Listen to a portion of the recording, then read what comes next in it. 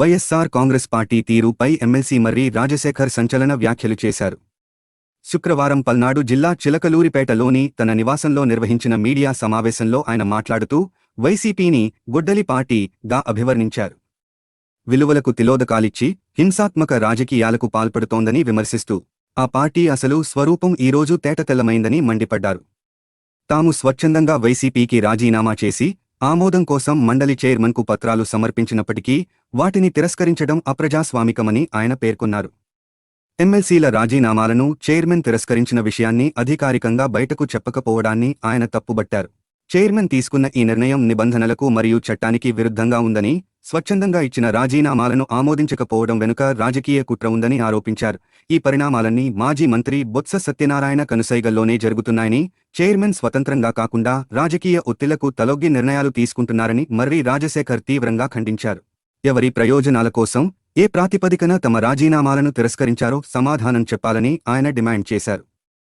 YCP నుంచి బయటకు రావాలనే తమ నిర్ణయంలో మార్పు లేదని ఈ సందర్భంగా ఆయన స్పష్టం చేశారు.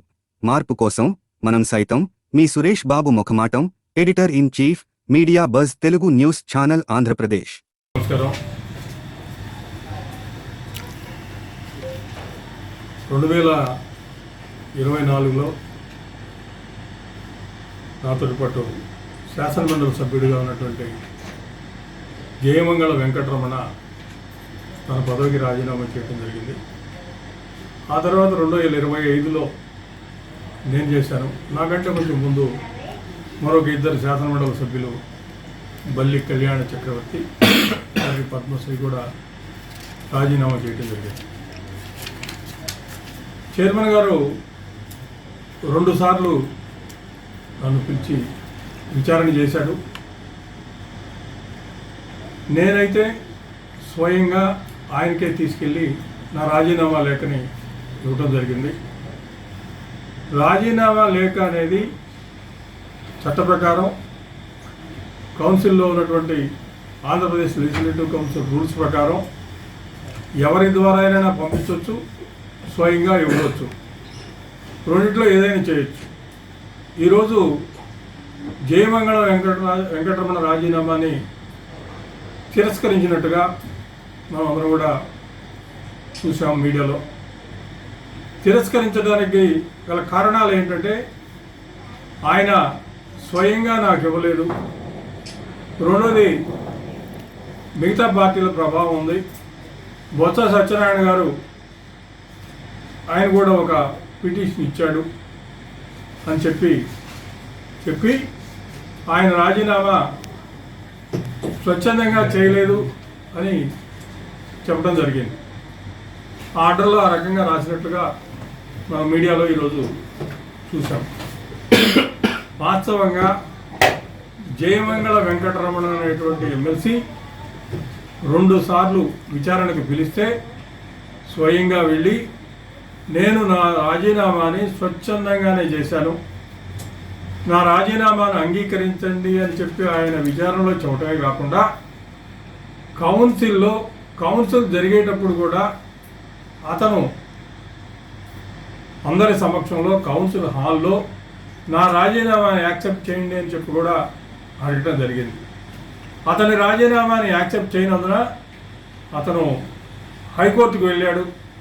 హైకోర్టుకు వెళ్ళిన తర్వాత చైర్మన్ గారు అక్కడ సమయానికి ఆన్సర్ కూడా పెట్టకపోతే 10,000 రూపాయలు ఖర్చులు వేసి ఆ రోజు చైర్మన్ గారి మీద కోర్టు ఆ ఖర్చులను కూడా కోర్టుకి కట్టడం జరిగింది. ఇంతవరకు ఎప్పుడు కూడా మండల చైర్మన్ మీద కోర్టు ఖర్చులు వేయటం, అవి చైర్మన్లు చెల్లించినటువంటి దాఖలాలు మనకి ఎక్కడా లేవు. ఈరోజు రాజీనామాని తిరస్కరించడానికి చెప్పినటువంటి కారణాలు చైర్మన్ గారు చెప్పినట్టుగా లేదు.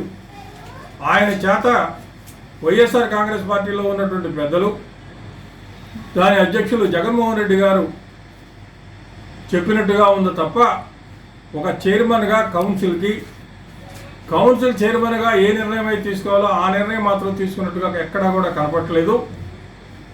కేవలం వైఎస్ఆర్ కాంగ్రెస్ పార్టీ వాళ్ళ సలహాల మీద, సూచనల మీద వాళ్ళు చెప్పినట్టుగా ఈ రకమైనటువంటి నిర్ణయం తీసుకోవడమే కాకుండా మిగతా వారి రాజీనామాలు కూడా నేను ఆమోదించటం లేదు అని మాత్రం పత్రికల్లో ఆయన ముందుగానే తెలియజేశాడు. అంటే మావి కూడా ఆమోదించరు అని చెప్పి ఆయన మాట్లాడినట్టుగా పత్రికల్లో వచ్చింది. చైర్మన్ గారు ప్రజాస్వామ్యబద్ధంగా వ్యవహరిస్తలేదు అనడానికి ఇంతకంటే ఉదాహరణ ఏమీ లేదు. కౌన్సిల్ చైర్మన్ హుందాగా వ్యవహరించాలా, ఒక జడ్జిలాగా నిర్ణయాలు తీసుకోవాలా, ఒక పార్టీ నాయకుడిలాగా పార్టీ వారు బయట నుంచి ఏ రకంగా అయితే చెప్పారో ఆ రకంగా నిర్ణయాలు తీసుకోవడం అనేది ప్రజాస్వామ్యానికే విరుద్ధం. ఈరోజు మండలి చైర్మన్ గారు తీసుకున్నటువంటి నిర్ణయం ప్రజాస్వామ్యానికే గొడ్డలి వేటు అని చెప్పి చెప్పక తప్పదు. మీద చర్యలు తీసుకోకుండా మా రాజీనామా గురించి ఏమీ మాకు చెప్పకుండా బొత్స సత్యనారాయణ అనేటువంటి వ్యక్తి పిటిషన్ ఇచ్చాడు అని చెప్పి మేము 2 సార్లు విచారణకు వచ్చినా మాకు తెలియజేయకుండా బొత్స సత్యనారాయణ గారు మీ మీద కంప్లైంట్ చేశాడని చెప్పకుండా ఈరోజు పత్రికల్లో మీరు డైరెక్ట్గా చెప్పాల్సినటువంటి అవసరం ఏమొచ్చింది? అంటే ఈ యొక్క ఆర్డర్ రాయడానికి బొత్స సత్యనారాయణ గారి యొక్క లెటరు మీకు అవసరం అయిందా? బొత్స సత్యనారాయణ గారి యొక్క లెటరు ఎప్పుడు తీసుకున్నారు? మీరు ఈరోజు తీసుకున్నారా? మరి తీసుకుంటే మాకెందుకు చెప్పలేదు? 2 సార్లు మాకు రాజీనామాల మీద వివరణ ఇవ్వడం కోసం మీరు పిలిచారు కదా మమ్మల్ని, మేము వచ్చాం కదా.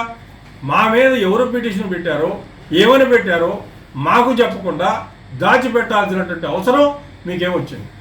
ఈరోజు పత్రికల్లో ఆ విషయం పత్రికల ద్వారా మాకు తెలియాల్సినటువంటి పరిస్థితి ఎందుకు వచ్చింది?